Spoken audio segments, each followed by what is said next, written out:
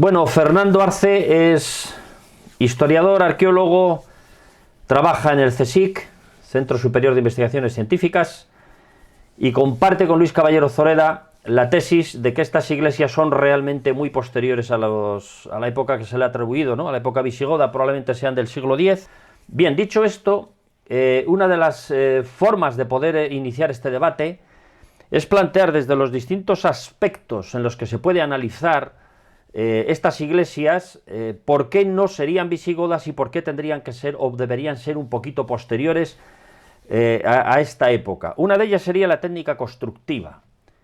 Es decir, ¿tenían los visigodos realmente la capacidad de construir este tipo de iglesias con fábricas tan relativamente bien elaboradas como Santa María de las Viñas, San Juan de Barbadillo, San Juan de Baños y otras muchas, ¿no?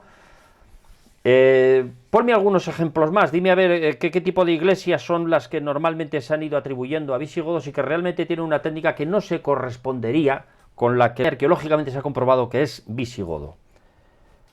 Claro, justamente esa es la clave. Una cosa son las iglesias tradicionalmente atribuidas a épocas visigodas, como son todas estas que vienes hablando de la meseta norte, que se hacen visigodas eminentemente por cuestiones de estilo a partir de algunos datos históricos, en concreto la famosa lapida fundacional de Baños, algún documento escrito en Santa Coma de Bande, pero el reconocimiento arqueológico de iglesias que con total seguridad son de época visigoda, que se ven descubriendo más bien en las últimas décadas, nos muestran una arquitectura que está muy lejos de esa otra tradicionalmente considerada visigoda, con lo cual lo que se entra es una contradicción tipológica. ¿Cómo es posible que al mismo tiempo que se están haciendo, supuestamente, una iglesia como San Pedro de la Nave o Quintanilla de las Viñas, se esté construyendo una arquitectura de parámetros plenamente paleocristianos, digamos, ¿no? Como pueden ser la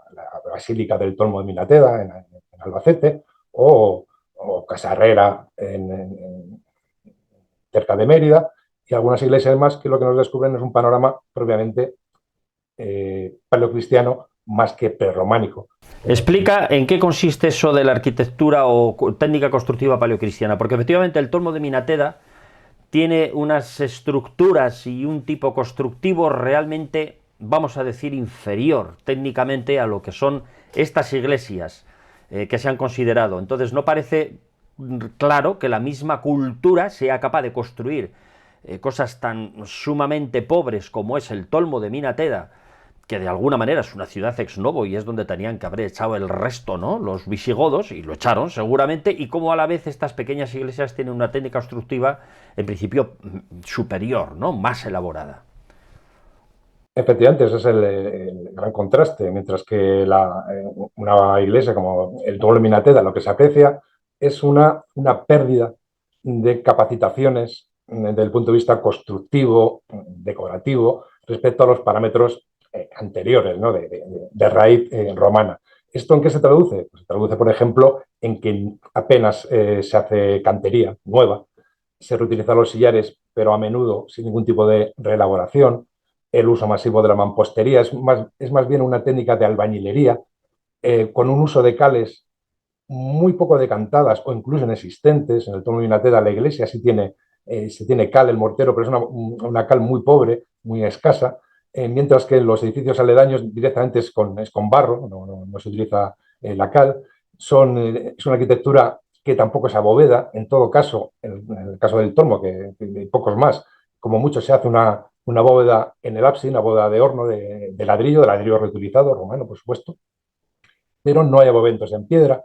Las cimentaciones también suelen ser pobres, inexistentes, mientras que los edificios a los que mencionamos, bueno, como visigodos tradicionales, muestran un panorama tecnológico radicalmente distinto en todos los sentidos, ¿no? Estamos ante unas obras que tienen cantería que pueden reutilizar materiales romanos, pero los vuelven a trabajar como si fuesen digamos, sacados de cantera, o directamente abren canteras para tal fin. Existe la capacidad y la pericia para abovedar, algo que se había perdido hacía mucho tiempo. También, desde el punto de vista de los sistemas decorativos, son más complejos. La decoración de estos edificios respecto a la decoración que vamos detectando en aquellas arquitecturas que con seguridad la arqueología nos dice que son tardoantiguas. y, por tanto, es un número significativo de diferencias tanto técnicas como estéticas. Una cosa que sí que me interesa es que me tienes que decir de Recópolis, ¿no?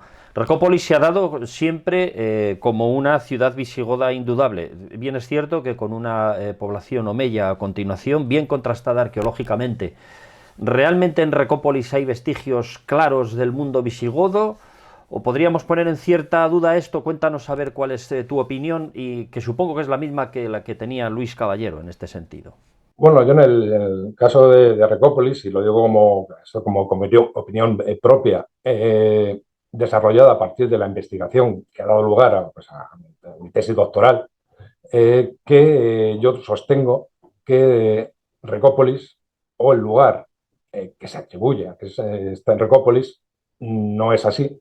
Lo que tenemos ahí es una implantación muy posterior, que seguramente nos vamos ya al siglo VIII. O sea, que no estamos en una ciudad áulica fundada por el rey Leovigildo, sino en un espacio de época paleoandalusí, que pertenece a un momento temprano de la implantación de ese poder, nuevo poder, en lo que va a ser Al-Ándalus. Sin duda, es una opinión radicalmente contraria a la tradicional, que tiene un post historiográfico tremendo, que podemos tratar el asunto, que nos llevaría realmente un programa. Bueno, en definitiva, Recópolis no nos va a servir para este tipo de comparativa en la técnica constructiva, porque no está claro que sea visigodo. Exactamente. Yo creo que Recópolis, en mi opinión, está fuera de esa. No es un yacimiento visigodo, es un yacimiento altomedieval. Y de hecho tiene características altomedievales. La arquitectura de Recópolis no es paleocristiana, es prerrománica. Bueno, la historiografía clásica cuando habla del mundo alto medieval, incluye a los visigodos, ¿no? Vamos a decir que tiene características ya andalusís. Algunos, bueno, es que el tema de terminología ya sabes que es un follón y demás. Algunos dicen alto medieval, incluye lo visigodo, otros dicen que no, que es tardo antiguo, que es lo último de lo antiguo. Entonces, claro, es difícil. Entonces, si podemos buscar un término que no nos pillemos ni uno ni otro, digamos. Bueno, pues, Digamos que ya es una arquitectura andalusí. sí, es de época andalusí, Vale. porque, o sea, Recópolis forma parte, o por supuesto Recópolis, lo que yo prefiero decir, el Cerro de la Oliva, que es el yacimiento donde se encuentra, pertenece a una familia de enclaves fortificados que encontramos representado en otros lugares de la península. Esto es, forma parte de un modelo. Y ese modelo lo tenemos en Recópolis, o en Recópolis, lo tenemos también, hay un par en la zona en Valencia la Bella, cerca de Valencia ciudad, un poquito más al norte, en el Punt del Cid, que está en Castellón, y si seguimos hacia el norte, en Puigron, Rosas. Esto es un modelo de implantación con unos resultados muy similares. Es curioso porque esa ciudad parece que no podría haber existido con cierta enjundia sin agua. Y tiene acueducto, es conocido que tiene acueducto, y hay unos restos de acueducto. Me parece que es hacia el lado norte, yo los he visto y los he fotografiado. Curiosamente, ese acueducto tiene tejoleta como mortero de impermeabilización. Es un acueducto malísimo, o sea, es malo constructivamente en el sentido de que, por supuesto, no es romano, no sabemos de qué época puede ser, si visigoda o andalusí, como estamos hablando, probablemente andalusí. Pero ¿por qué no se hace un análisis de termoluminiscencia a esa tejoleta, no a una, sino a varias, ¿no? Para no pecar en un poscuen y en estas cosas. Porque si en esa tejoleta nos están apareciendo elementos del siglo VIII, del siglo IX, vamos a poner por caso, no podríamos estar hablando de una ciudad visigoda, creo yo. ¿Por qué no se usan estos elementos científicos, estos análisis científicos? Porque a fin de cuentas los análisis físicos tienen un apoyo científico importante para datar de una puñetera vez estas cosas, en lugar de seguir con la costumbre de dejarlas en una determinada datación y no se discute nada, ¿no? Un poco en este país. Se podría hacer, pienso. Bueno, eso depende de las personas que dirigen, digamos, los facultativos técnicos arqueólogos, si deciden o no hacer esos análisis. Bueno, yo creo que es preceptivo, es prioritario. Son 500 euros, no se puede trabajar con la ciencia, joder, por no gastarse 500 euros, que cuesta bastante más cualquier campaña que se haga allí de limpieza o de cualquier cosa, ¿no? Yo creo que eso es una cosa fundamental. Es un dato más, pero vamos, no obstante, yo opino, o sea, que hoy por hoy, desde el punto de vista de nuestro conocimiento arqueológico y tipológico, es, digamos, una excentricidad pensar que a finales del siglo VI, en Hispania, haya alguien capaz de proyectar y ejecutar un acueducto, una obra de ingeniería que requiere un conocimiento aplicado, digamos, no es ponerse y decir, voy a hacer un acueducto. Tiene que existir un conocimiento, el cual había desaparecido en Hispania hacía siglos. Eso solamente puede venir. Sí, bueno, vamos a concluir que los visigodos no parece que fuesen capaces de hacer estas cosas. Sí, los andalusis que recuperan o traen estas técnicas, tampoco son, digamos, ya romanas, han perdido muchísimas cualidades en todos los sentidos, pero bueno, las traen de alguna manera de Oriente. Bueno, vamos a pasar a otro tema. Vamos a la arqueología, ¿no? ¿Qué pruebas arqueológicas reales existen para afirmar que estas iglesias visigodas lo son realmente, ¿no? Porque claro, hay algunos elementos donde a todo el mundo se agarra. En San Juan de Baños hay una placa que parece que menciona a un rey visigodo. ¿Qué explicación puede tener esto, no? Por otro lado están los elementos de la cultura material que se puedan encontrar dentro, delante, debajo, al lado, etcétera, ¿no? ¿Qué apoyo tiene esas iglesias desde el punto de vista arqueológico para que sean visigodas? ¿O qué apoyo tendrían para que fuesen realmente ya mozárabes, ¿no? También explícame un poco esto. Bueno, desde el punto de vista arqueológico, bueno, hay que distinguir dos tipos de arqueología, la de subsuelo, la tradicional, digamos, y la arqueología que está por encima de la cota cero, que es el estudio de los edificios como yacimientos verticales los cuales se comportan de una manera igual idéntica a lo que es un yacimiento excavado. Las excavaciones de estas iglesias, tradicionalmente visigodas, se han excavado, prácticamente no se han excavado, excepto alguna intervención, recuerdo en San Juan de Baños con Pera de Palol en los años 80, pero poco más. No hay, no hay un registro arqueológico de subsuelo que diga esto son materiales que podemos interpretar como visigodos, ni como altomedievales, ni como nada, porque prácticamente no hay materiales vinculados a estos edificios porque no se han excavado. En cuanto a la lectura, digamos, de paramentos, ¿Podría haber enterramientos, por ejemplo? ¿No existe ningún enterramiento visigodo al lado, dentro o a un costado de estas ermitas? hombre, aparecen algunos enterramientos, pero, por ejemplo, recuerdo que se descubre Palol en San Juan de Baños, creo que ya no son, vamos, tipológicamente creo que no sé si eran visigodos, creo que no, que eran posteriores, pero que desde el punto de vista de la arqueología, como te digo, no hay registros en estas iglesias eh, pues solventes. En otros casos sí, por ejemplo, si hablamos de Santa María de Melque en Toledo, que está vinculada técnica y estéticamente a estas arquitecturas de la meseta, porque por las confluencias tipológicas que tienen unos y otros, el trabajo de la cantería, abovedamientos, plantas, etcétera, etcétera, esta iglesia sí está muy bien excavada en diferentes campañas y los registros arqueológicos que arrojan nos dan unos materiales que perfectamente pueden ser de época islámica temprana, en este caso. En cuanto a la famosa placa de San Juan de Baños, claro, cuando vemos por escrito en epigrafía una proclamación de estas, en piedra, parece que la discusión se acaba, ¿no? Ya está, ¿no? Lo que está escrito en piedra, eso es historia, tiene un marchamo, ¿no? De garantía histórica certificada. Pues no, no siempre. En el caso de la placa de San Juan de Baños, pues tiene problemas, ¿no?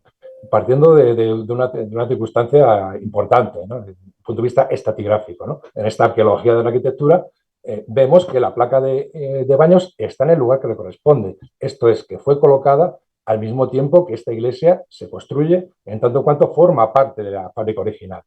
Entonces puedes decir, bueno, pues ya está, asunto concluido, la iglesia es visigoda porque lo pone aquí, habla del rey Recesvinto. Pues no es tan fácil la cosa, ¿no?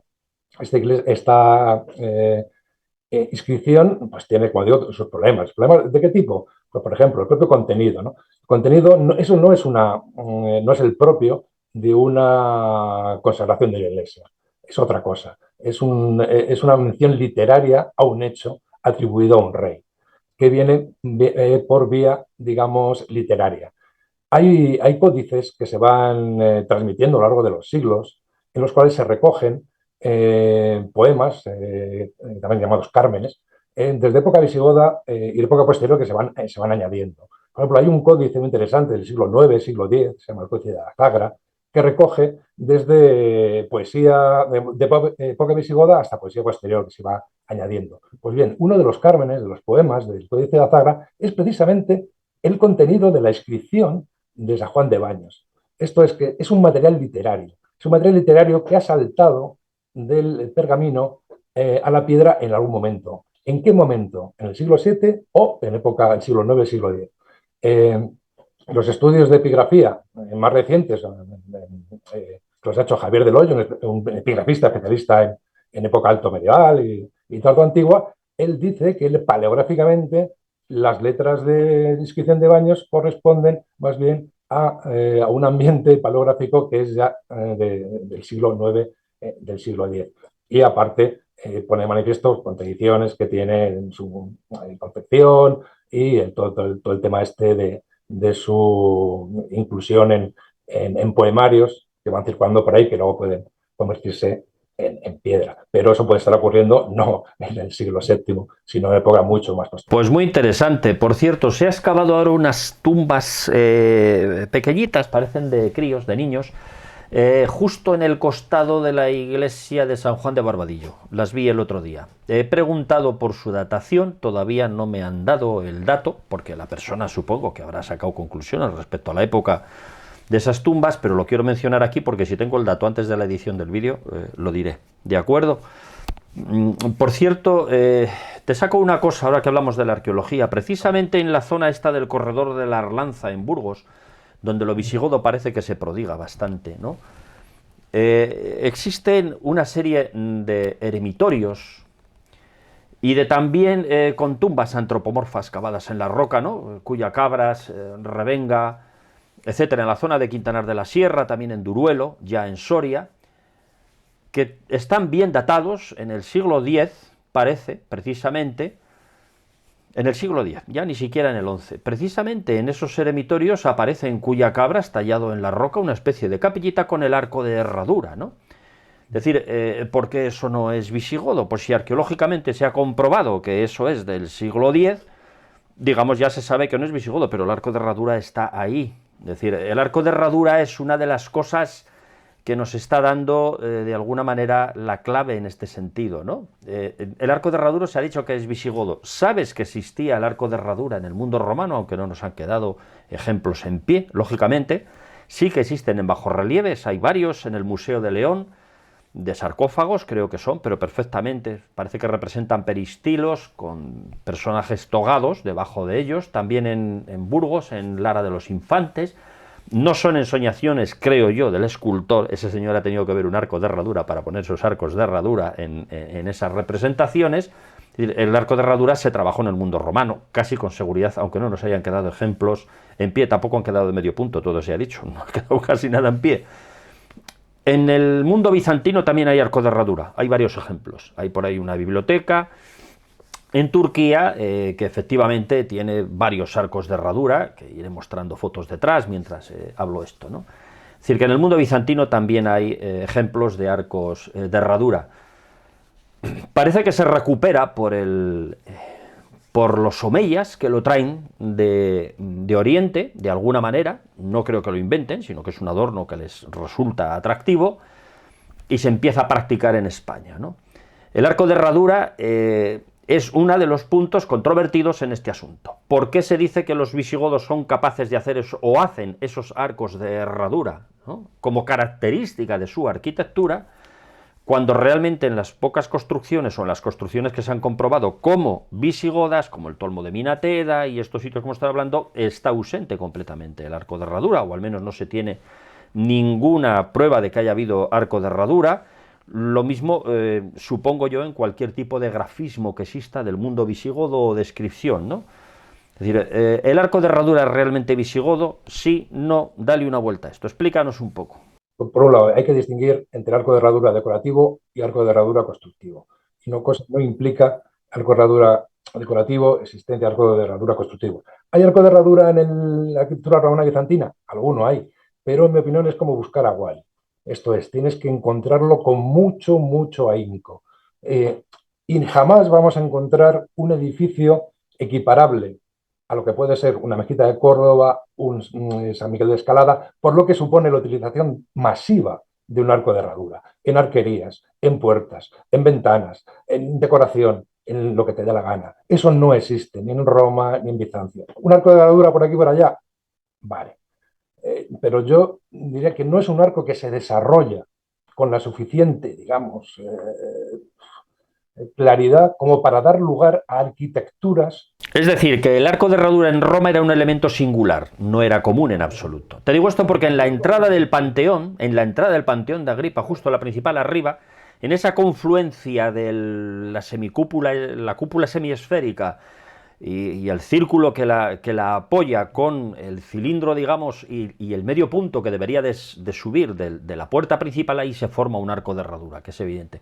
Pero es cierto que no existe otro ejemplo y que es una cosa muy singular, ¿no?, en cuanto a la entrada. Por eso, que eso es lo que me refería, que le puedes encontrar, pero en situaciones como pueden ser un poco, o como esta que comentas, muy, muy concreta, o de un tamaño pues, muy, muy pequeño. Yo recuerdo algún arco de herradura en Oriente, pero bueno, son cosas más casi decorativas, ¿no?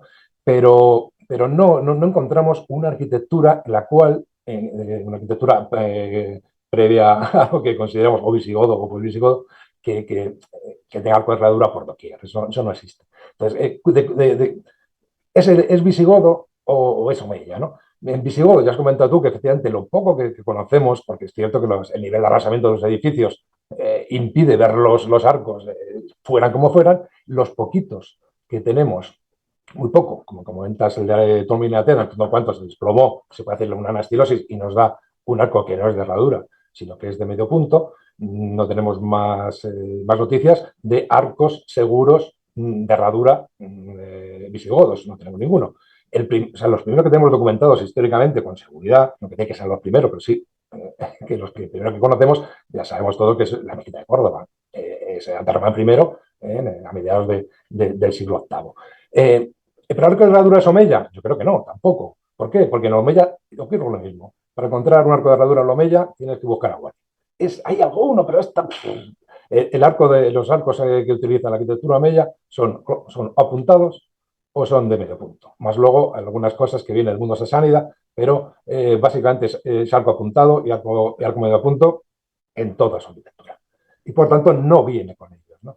Pero la cuestión es cómo se genera el arco de herradura, que parece que es un elemento endémico en la península ibérica, que va a tener un desarrollo posterior durante siglos aquí y solo aquí. Bueno, con una proyección al norte de África o el sur de Francia, pero justamente con el desarrollo de Al-Ándalus, ¿no? Por eso llega el arco de herradura, donde llega. Pero claro, eso es un tema bastante importante, apasionante, y que habría que darle una vuelta. Un apunte, un paréntesis. ¿Abderramán primero no era omeya? Sí. Entonces, ¿cómo puede ser que el arco no sea omeya si se practica por él? Porque el arco de herradura no existe en la arquitectura omeya. Pero sí aquí, es decir, el primer omeya que llega aquí, vamos, vale. Claro, la cuestión es... La arquitectura omeya hispánica me ha faltado decir, seguramente. No, digamos que el arco de herradura aparece, tiene que aparecer, es una cuestión endémica, o sea, propia de la península ibérica, de la cuestión, o viene del mundo previo que luego le da continuidad a la época islámica, yo creo que no, que se convierte en un referente que va a ser perdurable en los siglos posteriores, ese arco de herradura. ¿Es una creación andalusí, el arco de herradura? Yo creo que sí, o sea, atendiendo en la mezquita de Córdoba, fase primera, de Ramán I, vemos que tenemos son dos arcos superpuestos, ¿no? Dos rangos de arcos, los de abajo, que van volteando de soporte en soporte, son los de herradura, los de arriba siempre son de medio punto. Bueno, pues los de abajo son de herradura o no son de herradura. Me explico. Son de herradura cuando el soporte en el que apoyan, que son cimacios reutilizados de edificios, o sea, de arquitecturas anteriores, no necesariamente de ahí mismo, sino pueden ser romanas, pueden ser tardorromanas, pueden ser época visigoda, pues dependiendo del vuelo que tiene el cimacio, en tanto en cuanto el arco va a ocupar toda la superficie de apoyo, cuanto más vuele, como te digo, ese cimacio, la curvatura de la herradura es mayor o menor. Cuando el cimacio prácticamente no tiene vuelo, es un arco medio punto. Cuando el cimacio tiene más vuelo, se convierte en un arco de herradura, que realmente es una cosa decorativa. La herradura no sirve para nada. Desde el punto de vista estructural, no aporta ni quita nada. Es simplemente, en este caso, digamos que hay cierto azar, por decirlo de alguna manera, en la creación, pero no obstante que va a convertirse en un faro, ¿no? De referencia para utilizar, no el arco, en este caso, esa arquitectura, ¿no? Esa arquitectura dinástica. La mezquita de Córdoba es un edificio faro realmente, ¿no? Que va a influir de manera tremenda en la arquitectura islámica, desde luego, ¿no? Y peninsular en general, ¿no? Lo que se está poniendo ahí en marcha. Bueno, precisamente entonces el arco de herradura en estas iglesias que supuestamente han sido hasta ahora visigodas sería uno de los factores que no las hace visigodas, sino posteriores. Tienen que ser posteriores a la mezquita de Córdoba, es decir, que es un... Entonces sí que estamos hablando de un arte plenamente mozárabe, porque se supone que es esa corriente mozárabe que se ha dado en llamar así por la historiografía, es la que trae los elementos arquitectónicos de Al-Ándalus y empieza a construir en los reinos cristianos o en los condados cristianos del norte, en el momento que tiene suficiente pujanza y economía para hacerlo, y lo hace con el estilo arquitectónico depurado y magnífico que reconocían los propios reyes cristianos en ese sentido, y por eso lo adoptaron y lo pagaban evidentemente para que se lo hicieran así, ¿no? No ocurrió en Asturias porque probablemente tuvo otras influencias o les pillaba muy lejos de la influencia andalusí a la hora de hacer estas iglesias prerrománicas que se llaman asturianas, pero sí que ha ocurrido en toda la meseta norte e incluso en algunos puntos de Toledo y de la meseta sur, ¿no? Ese es el asunto. Estoy hablando un poco ahora también ya del factor geográfico, porque el factor geográfico es importante en ese sentido. Es decir, si esas iglesias son visigodas, ¿por qué no se han conservado en toda España? Por ejemplo, incluso en el norte de África, ¿no? Donde hubo visigodos antiquísimas. ¿Por qué no se han conservado? Y se han conservado solamente en terrenos tempranamente cristianizados o reconquistados, vamos a decirlo, ¿no? ¿Por qué se han conservado en los territorios tempranamente reconquistados y no en los que antes estuvieron habitados por los visigodos? Eso parece otro indicador importante. Háblame un poco de este factor geográfico. Claro, efectivamente, eso que comentas, pues parece, siempre había sido pues, un tanto contradictorio que no encontráramos, pues claro, esas iglesias en otro sitio, ¿no? Al sur del sistema central. Aunque o sea, el propio Luis Caballero, hace años, antes de, digamos, reformularse a sí mismo y a partir de nueva información, nuevas metodologías, desarrolla un nuevo modelo explicativo. Él pensaba, por ejemplo, iglesias como pueden ser Santa María de Mel, que está en Toledo, y Santa Lucía del Trampal, que está en Mérida, podrían ser visigodas. Entonces, de esa manera sí que se unía el norte y el sur. Pero desde el momento en el que reformula toda esa arquitectura y entonces dicen, no, esto no es visigodo, sino que se va también al octavo en adelante, ya no sirve esa comparación. ¿Y por qué están esas iglesias ahí y no las encontramos en otros sitios y están además también conservadas realmente en algunos puntos? Por esto viene de una explicación histórica, que ya está bastante desfasada, desautorizada, que era la de la despoblación, ¿no? La despoblación del Valle del Duero a raíz de la reconquista, de la conquista islámica, que se parte de una idea prejuiciada, que es que había población. Entonces, como hay una población, que es la que hace estas iglesias, que luego se produce una despoblación, la gente se marcha de allí, y luego hay una repoblación, digamos que ese cierre del círculo ya en época del siglo IX, siglo X. Entonces, los repobladores, mira tú, se encuentran las iglesias que habían poco menos que cerrado la puerta y puesto la llave debajo del felpudo, y dicen, anda, mira, si siguen igual.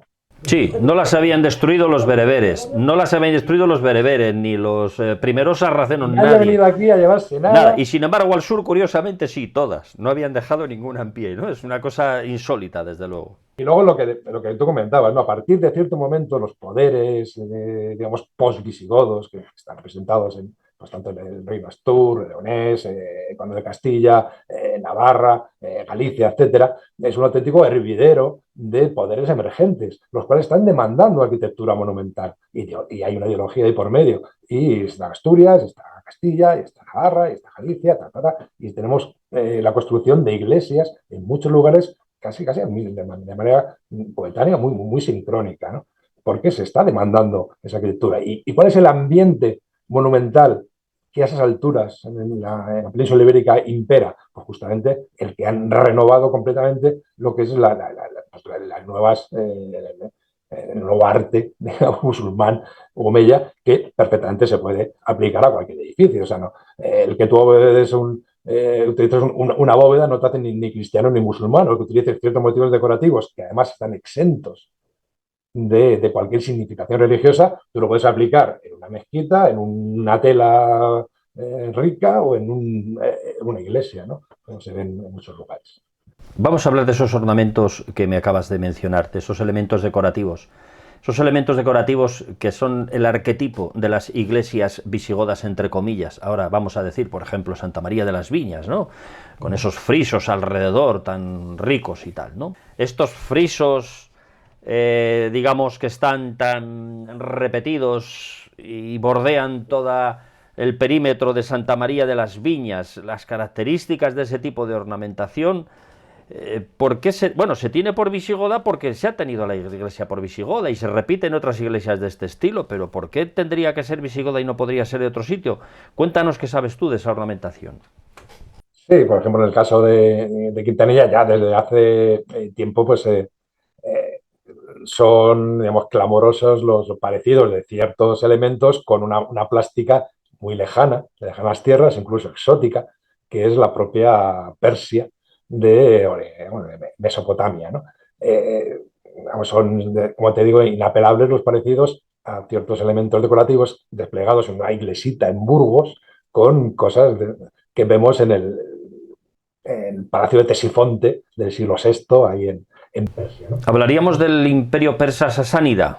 Persa sasanidad, efectivamente. Entonces, la cuestión ¿se está transfiriendo en el siglo VII directamente desde Mesopotamia hasta Burgos esa cultura visual o ha venido por otros conductos? ¿Qué conductos son esos? Pues yo considero que son más probables una vía de transmisión de carácter islámico, musulmán, omeya, llámale como quieras, la cual en sus bases formativas, en sus tierras de origen, hay elementos tanto romano-helenísticos como persas sasánidas, que lo que permiten es una auténtica deslocalización de producciones regionales en su momento, en tanto en cuanto son adoptadas por ese nuevo poder que se expande muy lejos, llegando hasta el extremo occidental del Mediterráneo, con lo cual esos elementos que son en origen sasánida, pero bueno, ya nadie sabe ni se plantea en ese momento de dónde vienen, pero ya se han integrado en la cultura visual,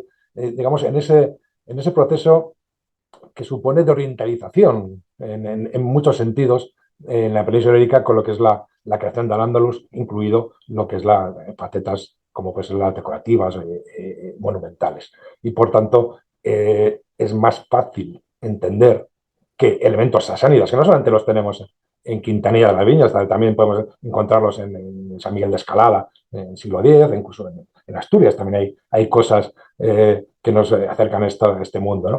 Que no es el único, hay más cosas, también hay elementos de carácter clásico, pero estos son especialmente llamativos, ¿no?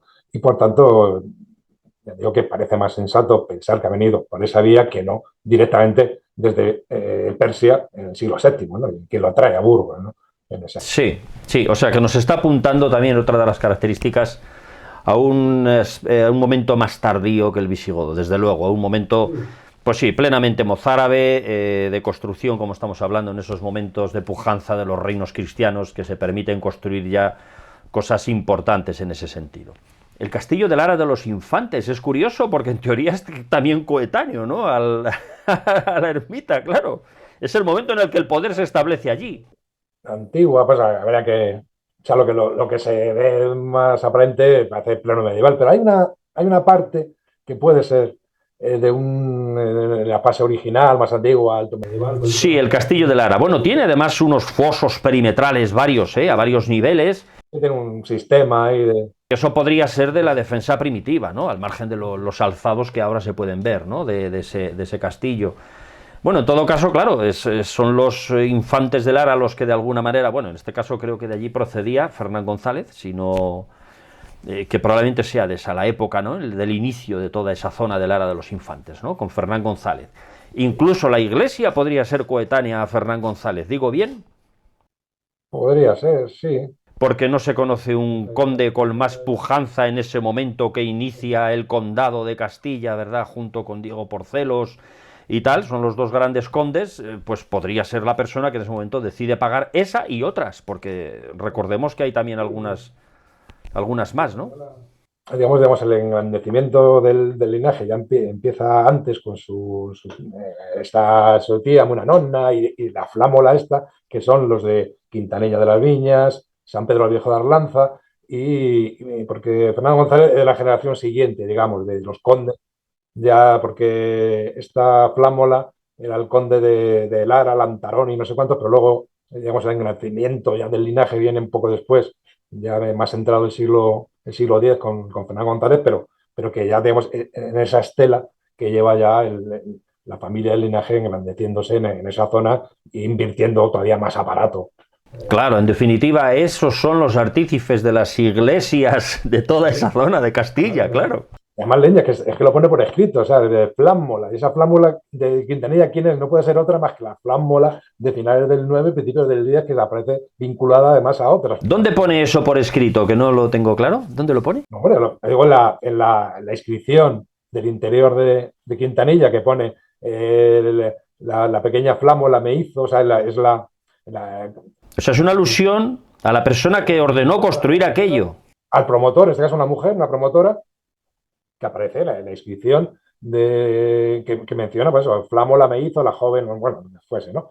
¿Y qué flámola conocemos? ¿Conocemos alguna flámola en época visigoda? Pues parece que no, pero sí tenemos una flámola que es la mujer del conde de Lara, Lantarón, que es de no sé qué Telle, no me acuerdo del nombre, que están donando unos años después, en el 900, a principios del 10, a San Pedro el Viejo de Arlanza, que es otra iglesia de las cúpulas, que tiene cúpulas sobre pechinas, igual que Quintanilla y otras 5 o 6 que hay repartidas en La Rioja, Burgos, el sur de Euskadi.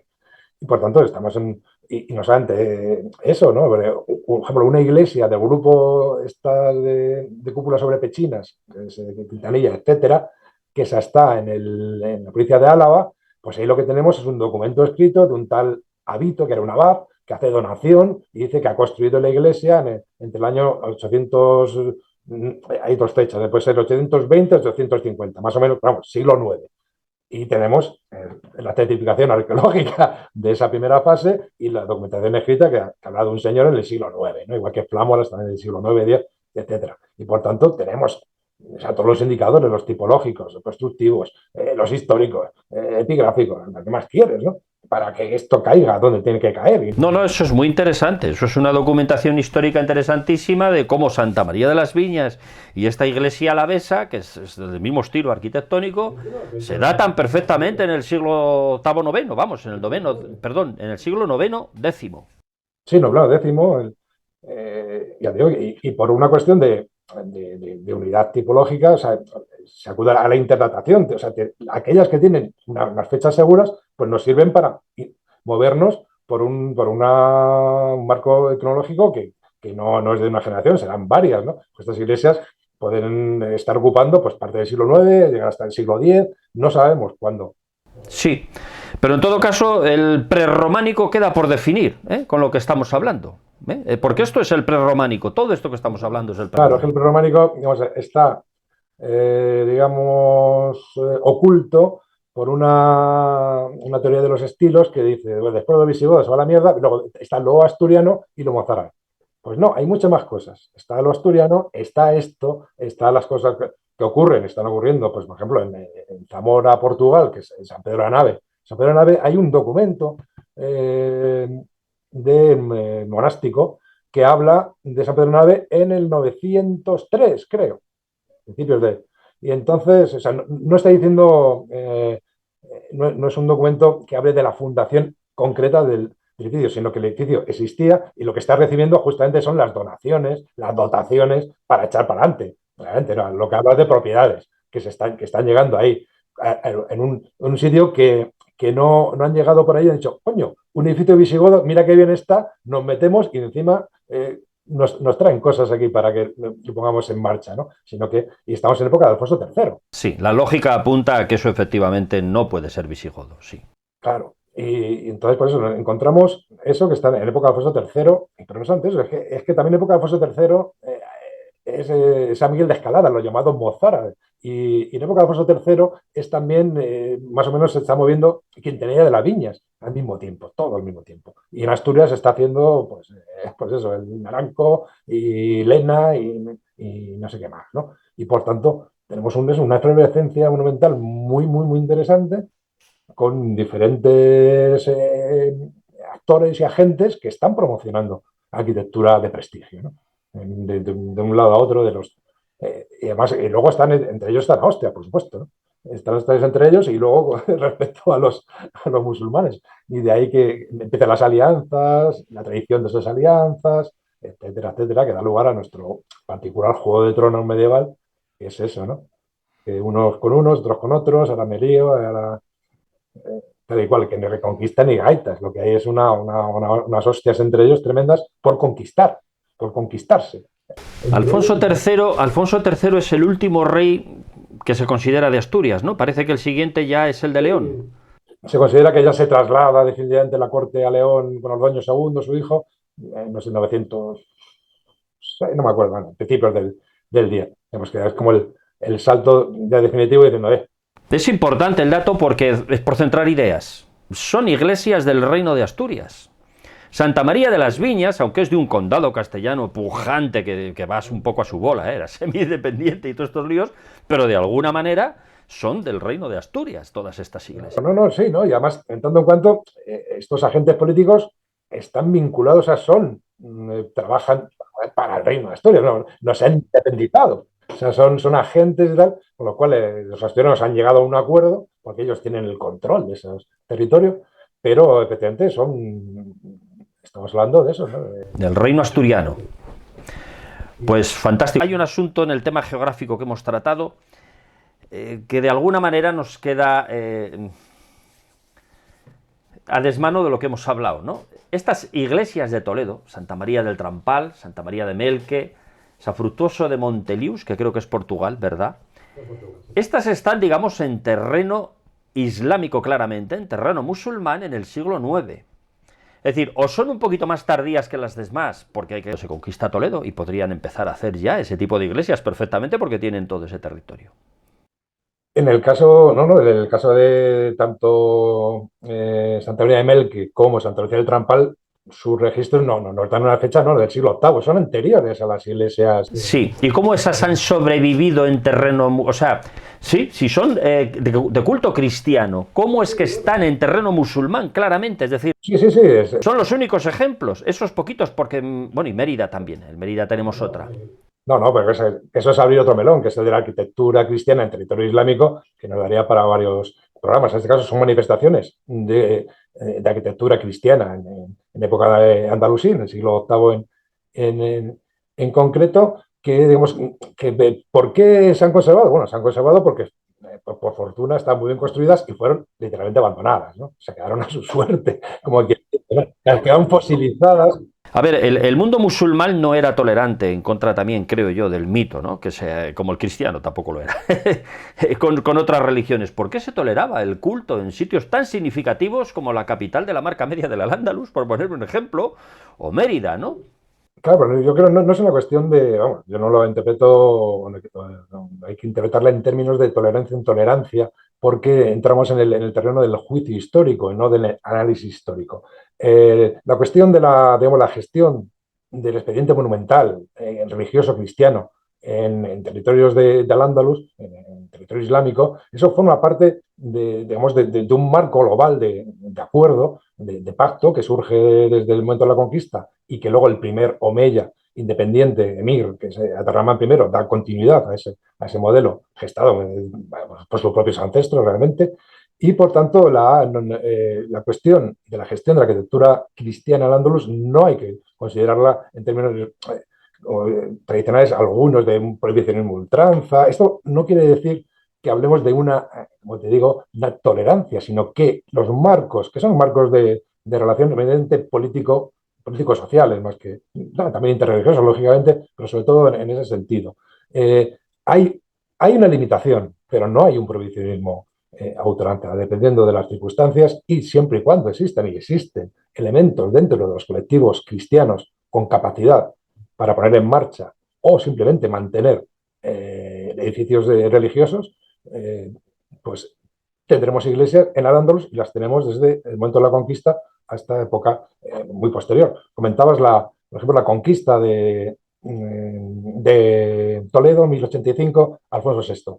Cuando llega Alfonso VI a Toledo, encuentra que hay una comunidad cristiana mozárabe que secularmente que ha vivido en la ciudad desde la conquista a inicio del siglo VIII. ¿Eso está documentado? ¿Está documentado que encuentra esa comunidad? Sí, sí, sí. Ah, bueno, entonces eso es lo que da explicación a esas iglesias allí. Es decir, existían comunidades mozárabes dentro del Al-Ándalus que de alguna manera estaban toleradas en su culto. Sí, no, realmente esa magia toleradas a los cristianos forman parte de una minoría, digamos, que está protegida.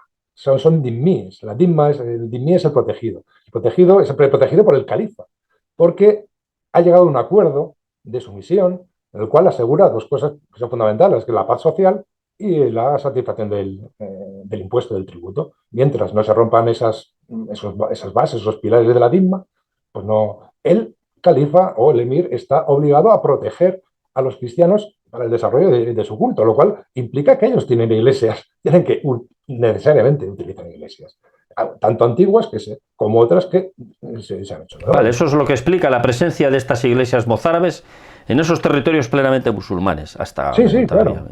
En la parte suroriental o oriental incluso no han quedado. Yo incluiría más. Luego, por ejemplo, en Valencia tenemos una iglesia cruciforme hecha en sillería romana, reutilizada, abovedada. O sea, el tipo cruciforme, al igual que van a tener, que va a ser una planta de bastante éxito, digamos, en la península ibérica, porque lo tenemos en Melque, en San Pedro de la Nave, en Santa Coloma de Bande, San Frutos Montelios, Portugal, etcétera, y unas cuantas más, que esa iglesia de Valencia, que se llama la cárcel de San Vicente, que según opiniones es del siglo VI, yo pienso que no, que también es alto medieval porque entra en los parámetros plenamente constructivos y decorativos también, que ya no son visigodos, sino que son visigodos, y hay algunos ejemplos más. Pero el que no tengamos muchas no quiere decir que no hubiera más. Simplemente en las ciudades es que tampoco conocemos apenas las iglesias, ni siquiera las anteriores a la conquista, que siguen funcionando, que funcionan, algunas si las vamos conociendo, tampoco conocemos todas. Conocemos ejemplos de iglesias que son del siglo VI, siglo VII, que siguen funcionando en época andalusí, hasta el siglo IX, siglo X, siglo XI, dependiendo, pero tampoco conocemos todas, no sabemos cuántas había. No, claramente la ausencia de la prueba no es la prueba de la ausencia, ¿no? No. Y luego tenemos, claro, esta información arqueológica y luego la información de carácter documental. Hay referencias epigráficas, ¿no? Referencias documentales a la construcción de edificios religiosos en diferentes lugares, ¿no? En el territorio musulmán. Sí, en Córdoba pues tenemos varios ejemplos, y no solamente de iglesias, también de sinagogas, ¿no? Porque los judíos también es dimma, son dimmíes, en este caso, de religión judaica, pero tienen el estatuto legal como el de los cristianos. Cada uno tiene su estatuto legal de protegido. Ya digo que esto no quiere decir que por el hecho de que no se prohíba se pusieron a construir edificios como locos, ¿no? Tienen que existir también esos elementos endógenos propios de la comunidad cristiana que tengan ese interés.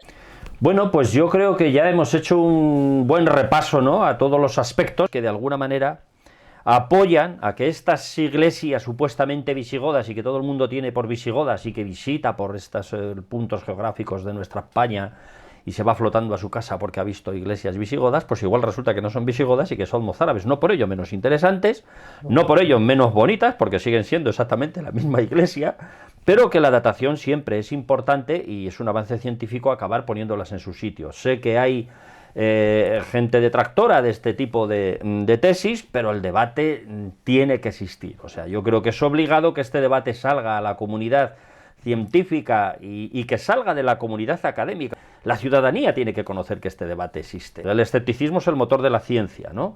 Y creo que eso es un arma que tiene que utilizar todo el mundo, no solo la comunidad académica, sino también el ciudadano común y corriente, ¿verdad? Por eso he querido hacer un poco esta charla y este debate con un fiel representante de la corriente, seguidor de Luis Caballero Zoreda, que contra viento y marea, y contra prácticamente todo el mundo en su día, pues tuvo la valentía de postular esta tesis que lo cierto es que tiene muchos argumentos a su favor y que convendría debatir más largo y tendido, que yo creo que si algo le falta a esta tesis es debate, debate y debate.